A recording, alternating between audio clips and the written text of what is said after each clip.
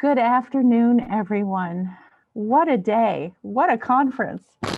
From our keynote speaker this morning, Derek Rowan, and his energy, to Dr. Howitt and his passion for delivering a great experience to us. So many amazing sessions. Oh my goodness.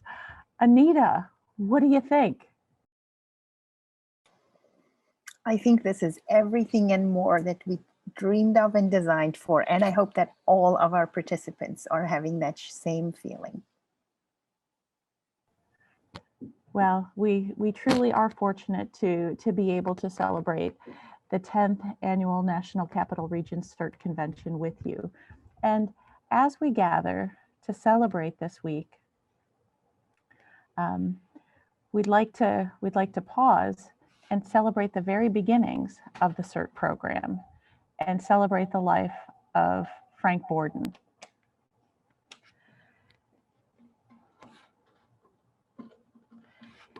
For many, he was known as Papa CERT.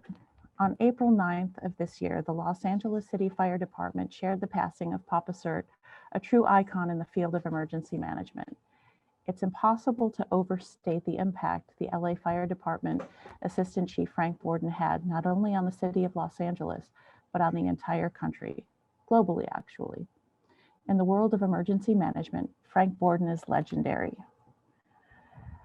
A few years ago, I believe it was in 2016, Anita and I had the privilege of traveling with our CERT partners here in the National Capital Region to California, and had an opportunity to meet with Papa CERT during one of their conventions.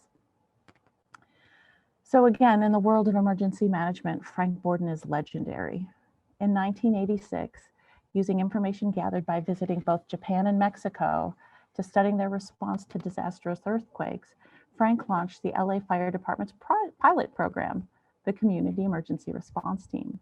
Community members were taught basic fire suppression, first aid, and search evacuation techniques. Just a year later, the value of CERT was demonstrated with the effectiveness of its members after the Whittier Narrows earthquake. 7 years later, FEMA established it as the national standard, bringing this life-saving training in the operations to cities throughout the country, and really now the world. Frank was also an instrumental leader in the development and implementation of the Incident Command System and the National Urban Search and Rescue Programs. Both of these programs revolutionized the disaster response system and built a better future for emergency management.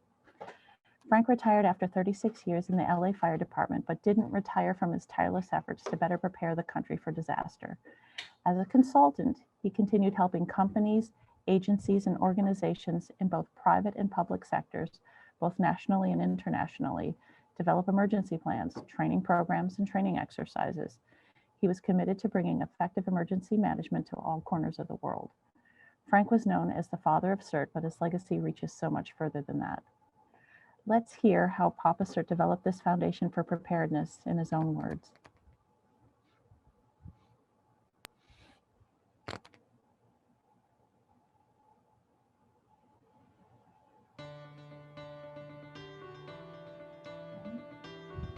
There are really not enough professional responders to handle basically any kind of emergency. It doesn't have to be a disaster. It can be something that happens in your neighbor's home or in your own home, and you need to take action. So it's important that people realize that there are not enough professional responders, that they need to take action and become a responder themselves, and to augment that response. And the real first responders are the CERT people.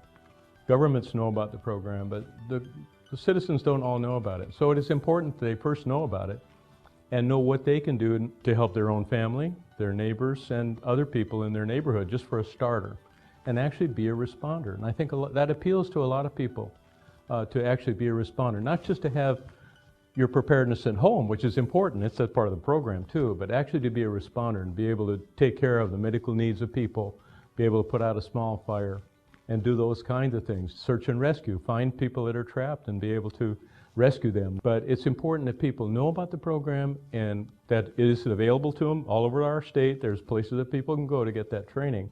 There's a lot of hands-on in the training too, which I think people really enjoy. It's not just lectures.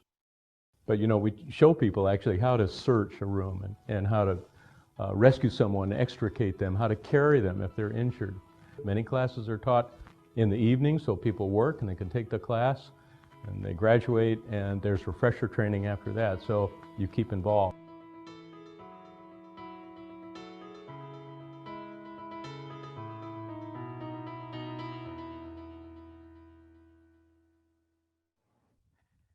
So it really isn't just the shirt. It's who you are every day. You are everyday CERT.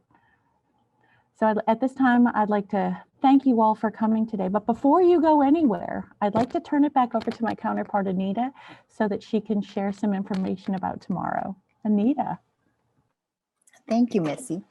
We have a jam-packed schedule for tomorrow with more of the best.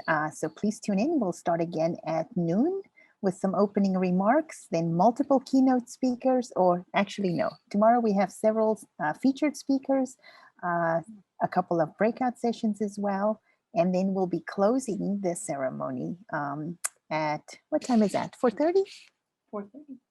We'll be closing the conference and turning it over to what comes next. So don't miss out. We'll see you here tomorrow.